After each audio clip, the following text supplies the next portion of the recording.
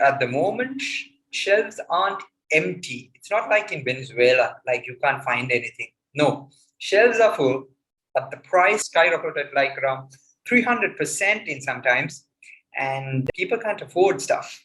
That's the thing. So mostly Sri Lankans are very used to government subsidies. Sri Lankans are very used to government subsidies. So back in the 60s, Sri Lankans were given free rice, free grains, free milk powder, and all these essential items by the government for free. So people are very used to getting essential stuff for free. And of course, we don't get any food now for free, of course, but we have subsidies there's controlled prices for almost all these essential items. The dollar was also controlled. So back till March, I think, the dollar was at around 190, 200 rupees. Can't exactly tell you because it was changed multiple times. And then economists and the opposition of Sri Lanka forced the Sri Lankan government to float the rupee.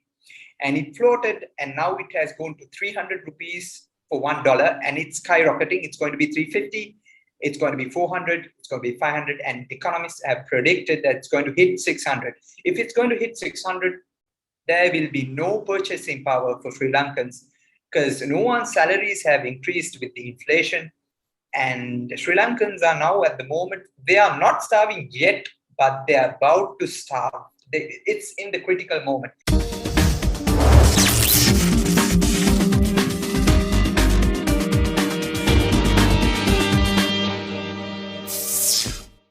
Welcome to this RTD interview. Today, I'm excited to have first-time guest Lahiru Doloswala, and he's joining us from Sri Lanka today to share with us what's going on the ground there, given the fact that the economy is going through a lot of economic and political chaos right now. So I'm excited to have him on such short notice. But Lahiru, please give us a little bit of your background and how you arrived at this point in your career. I'm Lahiru Doloswala. I work for an online media called NewsCutter.ik. We are also part of Capital News Network. And I've been in journalism for the past 2.5 years. And before that, I've been working at the Prime Minister's office as well. My main focus is Sri Lankan politics and international affairs. Sounds good. Well, I appreciate you for sharing that. So definitely looking forward to connecting. As I mentioned, I'm glad that we were able to connect on such short notice, but I've been able to get a little bit of information out of what's happening in your country. And definitely, I think it's something the audience would definitely love to find out more about. So I'm glad you're able to connect with us. But for those that may not be aware as to what's going on, share with us a little bit about what's happening in Sri Lanka right now, the good, the bad, the ugly, and how did you guys get to this point? So I'll update you on the latest development in the Sri Lankan economy. Today, the Sri Lankan Central Bank declared that we are going on default. So that means that we won't be able to pay our loan payments in time. And that's the first time in the 70 years of history that we have since we gained independence from the British. And that's very tragic. Everyone thinks it's a very sad day. And we came to this not by, it didn't take around 2-3 years. It's actually 70 years of financial mismanagement by the consecutive Sri Lankan governments. So Sri Lanka has a lot of debt payments to many countries in the world and many organizations such as the Asian Development Bank, World Bank, and so on and so forth. And also countries like India, Japan, Bangladesh, and mainly China. So this happened. The main issue when it comes to paying loans came after when Sri Lanka. I have to give you an introduction. That Sri Lanka had a brutal civil war for over 30 years, and it ended in 2009. And that was stagnating the Sri Lankan economy. And during the final days of the war, Sri Lanka borrowed a lot for military equipment and other developments as well. Because of course, when you are in a war economy, you have to borrow a lot, and it's very costly for a government. So in 2009, the Sri Lankan government declared victory of separatists who were rebelling in the north and eastern provinces of in the island. And right after that, the Sri Lankans were getting more closer with China because most of these weapons and all of these stuff were provided by China on a what do you call it, on a loan basis. Yeah, and right after the victory of the separatists, Sri Lanka started a huge infrastructure development program. So we had new airports, new international ports, new highways. Of course, before 2009, before the end of the Civil War, Sri Lanka did not have a single highway. So Sri Lanka reached out to China and other countries as well, but mostly China, to build these massive infrastructure development programs on loans. And we made excessive borrowing from China as well as other countries to develop these areas. For example, the port, which was enormous. The investment and the borrowing was enormous for the Hambantota port, which is in the southern part of Sri Lanka, where the now ruling party and the leadership are from. So it's like their electoral district where they come. I mean, it's very underdeveloped. It looks like a desert, and there's not a lot of people live there.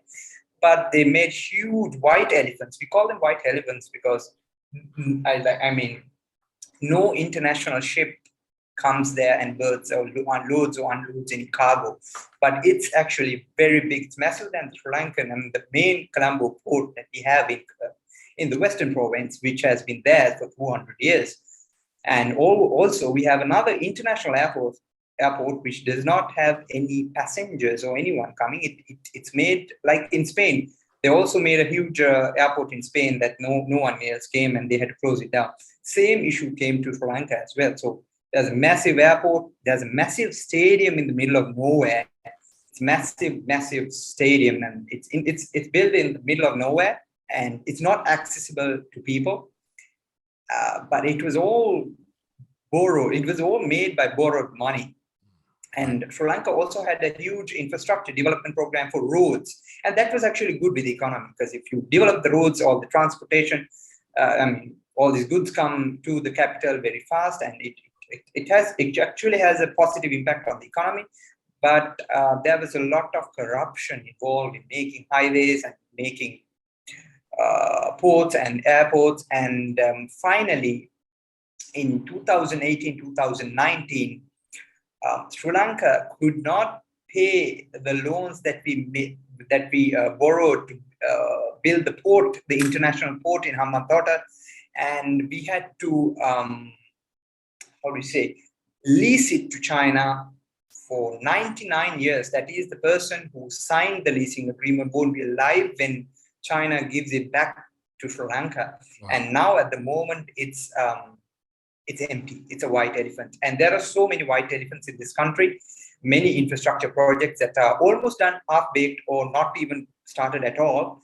And all of these were made on borrowings. And now Sri Lanka is facing the consequences. We have, I'm going to give you small information on the Sri Lankan population. We have 22 million Sri Lankans. Our population is 22 million. And our GDP used to be pre-pandemic, it used to be $80 billion US, and mostly our income came from tea, rubber, cinnamon exports, gem exports, and mainly tourism. There's a lot of tourists coming to Sri Lanka to experience natural beauty, the beaches, the hillside as well. So back in 2021, during the worst times of COVID, when it started, Sri Lanka had an inflation rate of around 6.9, something like that. But now it's surpassed 22% in Sri Lanka. It's rising and it's uncontrollable. And also, when you go down, Sri Lanka also started having international sovereign bonds. They started, the current party that's in power, they started switching from financial aid and financial,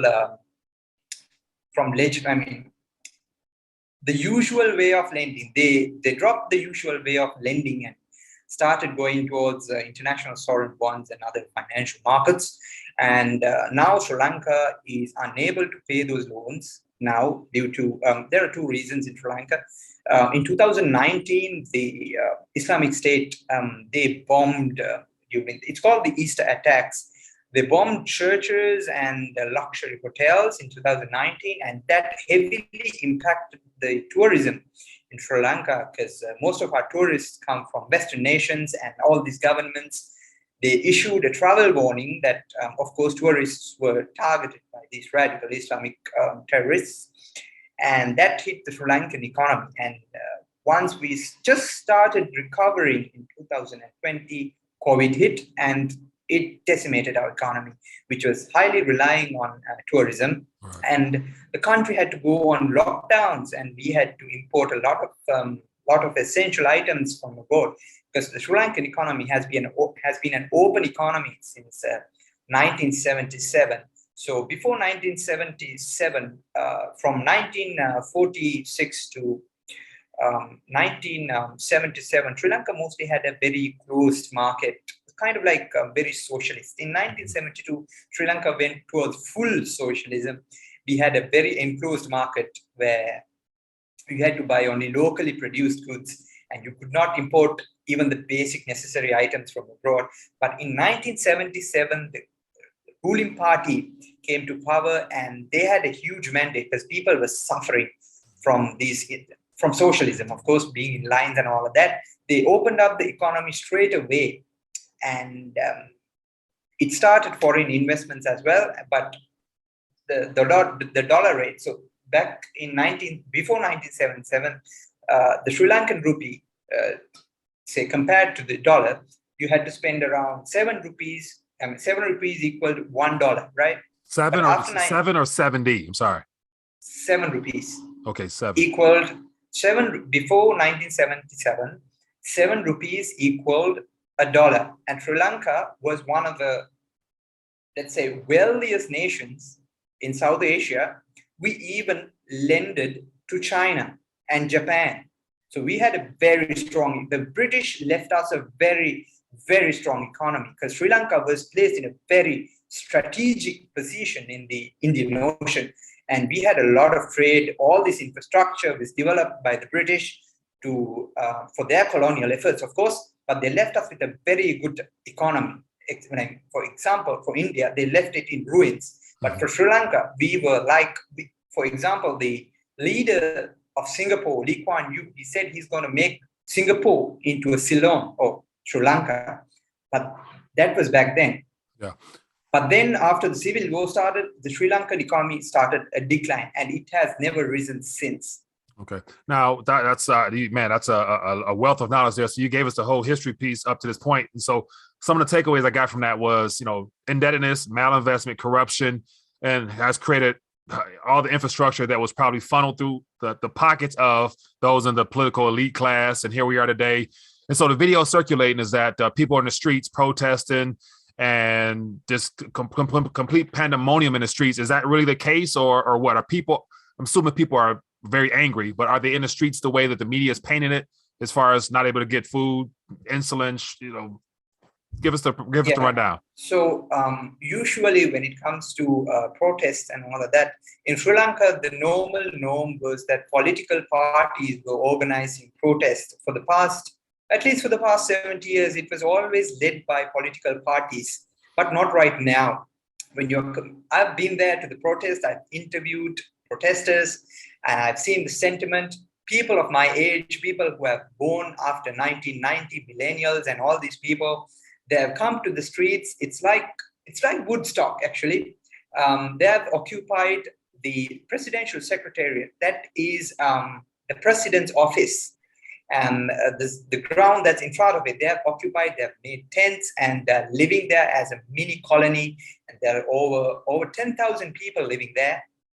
And people are coming, youth are coming from across the island towards this place to protest. And there are mini protests having everywhere, even in front of houses, in neighborhoods. People have come in front of their houses and started protesting against the government.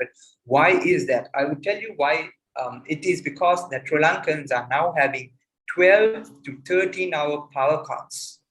And now it's actually getting worse because we do not have the money to import fuel. 70% of Sri Lanka's power grid is run by thermal power. And for thermal power, you need furnace oil and diesel to be imported because Sri Lanka does not produce any oil. And to import oil and furnace oil and all of that, you need foreign exchange. And Sri Lanka is now almost bankrupt. We had around $500 million that was last week in Forex, and 500 million for a country is pennies. And that is enough for, I don't even know how much that is enough. But we went on for the past 2 months, we've been running on loans. India lended us $1 billion worth of essential items. Mostly we spent that on importing fuel and important medication. And we are running dry on that as well. 80% of that has been consumed. And the power cuts are getting worse and people can't stay at home. They can't go to work because they do not have any petrol. They don't have any gas to pump their vehicles. They can't work from home because they don't have electricity. And it's a dilemma, and everyone's affected. Pro-government, anti-government, religious, ethnicities, everyone's affected. And everyone's come to the street to protest against the government for being indecisive. They are not making any decisions. The whole Sri Lankan cabinet resigned 2 weeks ago, and there has not been a new cabinet appointed. It's just the president and the prime minister. And IMF, as for my knowledge and sources inside the Central Bank of Sri Lanka, I have known that IMF is reluctant to engage with Sri Lanka since Sri Lanka has no leadership. And Sri Lanka is going through a political crisis, and it is very risky to engage with a country that has political instability. Right. Now, let's talk a little bit about because you said a central bank is basically defaulted in a sense as of today, not able to make their payments to their creditors, which happen to be China as well as other countries. So let's talk about the Sri Lankan Rupee right now. So I'm assuming if that is the case, then the purchasing power of the rupee is basically non-existent. And are there actual items on shelves for people to be able to go purchase? And can people actually sustain themselves in the short term, you think, or is that also a problem?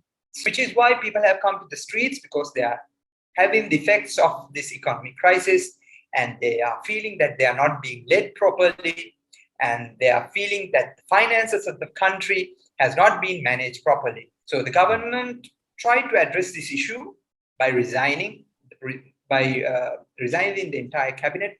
So most of Sri Lankans have blamed the entire issue on the finance minister of Sri Lanka, who is the brother of the president and the prime minister, of course. So it's like around 3 or 4 brothers and a family who's running the whole country. Really? And the finance minister is tragically a US citizen.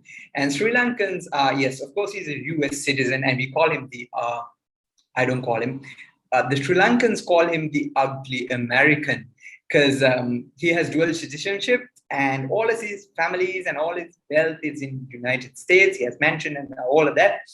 And he is people are blaming that he's mismanaging Sri Lanka's economy because he has no interest in Sri Lanka. Right. Say that, for example, if you're in the United States and your treasury secretary, whoever governs your money, is from Russia or UK, does he have any interest in safeguarding your economy? It would be the same logic. So it was very hard. All these protesters came to the streets, and the government had finally felt the pressure and asked him to resign. But now Sri Lankans know that they are not being led properly, and they're asking the entire government, including the president, to resign and hand over power to the parliament or capable leaders who can engage with the international community to get us out of this debt trap as well as the economic crisis. Right. Now, one of the things that comes to mind is that, you're describing how dire the situations are throughout the island. So you guys are south of India. And so I'm curious, India is is known to have a very rich history in utilizing gold as a way of protecting and preserving their purchasing power. And so do the Sri Lankan people also have the same mindset to where they realize the currency is worthless, and so they actually hold real assets such as gold and silver, or are those type of options available for preserving your wealth? Not exactly. We can't be compared with India because of course, India and Sri Lanka share similar cultural and religious as well as historical heritage, but we have been separate from India for the past 2,500 years. It's like the Americans and the British. You would not like to be compared with British, saying we are not part of British, but we share similar culture, heritage, language, and religion with them, but we are a separate entity. And we have been like that for the past 2,500 years, as well as when it comes to gold, Sri Lankans do not have much gold in their households. Like, for example, I remember studying a long time ago that Indian housewives own the most number, like after I think US gold reserve or something, they own the most amount of gold in the entire world because they have a lot of jewelry in India. But Sri Lankans do not have that mindset. We do not have much gold with us in our households. We don't use it much. But there was a real estate boom in Sri Lanka because of that development of harbors and all of that. But all of that has been a bubble, and it has collapsed as well. So Sri Lankans have no security measure to go to combat the economic crisis. We don't have a backup. This is it, which is why it's very devastating. Right. Now you say the real estate side. So I'm assuming people who can afford to buy housing to protect their wealth. Now I assume the housing prices has also collapsed as the economy tanks, or so for the people there who are looking for options, what are some of the things they've used? You say, I think real estate, but it's no longer holding its value, or give us your thoughts on that. As to my knowledge, the real estate market has been a bubble, and a lot of people have been investing on apartments that have not even been built yet. And soon after the economic crisis hit, and a lot of Sri Lankans who had wealth tried to migrate from the country by selling their assets. And because of that, a lot of these real estate markets, a lot of these housing schemes and very luxury villas, they went down in prices. Actually, it's useless to hold assets in Sri Lanka right now because all of these prices of assets are going down because people would like to sell it for pennies and just leave the country. There's also a brain drain happening in the country because there's a lot of software engineers. Of course, Sri Lankans and Indians, all these people are very good at the IT sector. And all of these people, since they do not have any, like colleagues of mine, they do not have any power at their house to work in the IT sector. Of course, you need power and need stable internet to work with the international community when it comes to working with IT. But all of these people, all these very professional people who are overqualified, they are fleeing the country to the United States, Canada, Australia, New Zealand, who are welcoming with them with open arms. But the brain drain is costing the country a lot. All these professionals who are managing the economy, who are managing the infrastructure, all these highly educated people are leaving. And the brain drain is also severely affecting the Sri Lankan economy as well. Right. Now, it looks like, so my assumption would be, let me know if you feel comfortable speaking about it, but you being in the journalism realm, you mentioned that, you're employed through some entities that are probably not based in Sri Lanka, which means you're able to get compensated in other currencies, which I'm assuming helps you preserve your purchasing power. So how is the banking sector there? Are people actually still utilizing the banking system, given the fact the central bank is defaulting ultimately, and the banking sector, I'm sure, is unstable as well? Or how is the dollar perceived there right now? And if you don't mind sharing your experience. Yeah, so far, not like in the 2008 economic crisis. I think it's 2008 economic crisis in the US, right? Mm-hmm. When people flocked to ATMs to cash out their money. We have not gone to that level yet. But Sri Lankans do not have the confidence in the bank system now because it's like this. Say that you're a Sri Lankan citizen and you need to import something. You need to buy something for Alibaba or something, Amazon or something. You need to bring it down. You can't bring it down because of course, you have the money to bring it down in rupees, but the bank won't allow you to buy it because the government, the central bank, won't release dollars for you to import that item that you needed. So Not only that, Sri Lankans watch Netflix and Sri Lankans watch HBO. Sri Lankans import a lot of stuff from online as well. There's a lot of imports. Forget about the imports of unnecessary stuff like Netflix. Sri Lankans import milk powder. Sri Lankans import flour. Sri Lankans import all of these vegetables, even rice. Even though Sri Lanka is a rice-producing country, we import rice as well. And that's a different situation for that, because the government seriously messed up their agriculture. And that's a different topic. But Sri Lankans import all of these stuff from abroad, and we are in short of Forex. And that's why all this is happening in Sri Lanka. Interesting. Well, Lahiru, I appreciate you joining us. So definitely there's a lot more to touch on. As I mentioned, this might just be part one, because I definitely have more questions, but I just wanted to just basically open up the community to you and basically get a chance to hear directly from someone there now, and definitely staying up to date with what's going on there. So if you don't mind, share with us where people can stay plugged in and find out about your writing and whatnot as you report on issues as they unfold. And I'll definitely put that beneath this video here, but let us know how the people can stay in tune with you. So you can follow me on Facebook at Lahiru in real life, and on Twitter, official Lahiru. All right, sounds good. Well, Lahiru, I appreciate you, and definitely we're looking forward to connecting again soon and having an update as to what's going on there, because I think it's good for people outside of that region to understand that, you know, there's other people just like us that are going through real world issues, and we're not being told about it on this side. So, as always, thank you for joining us, and definitely looking forward to staying in touch with you. Thank you. Thank you for having me.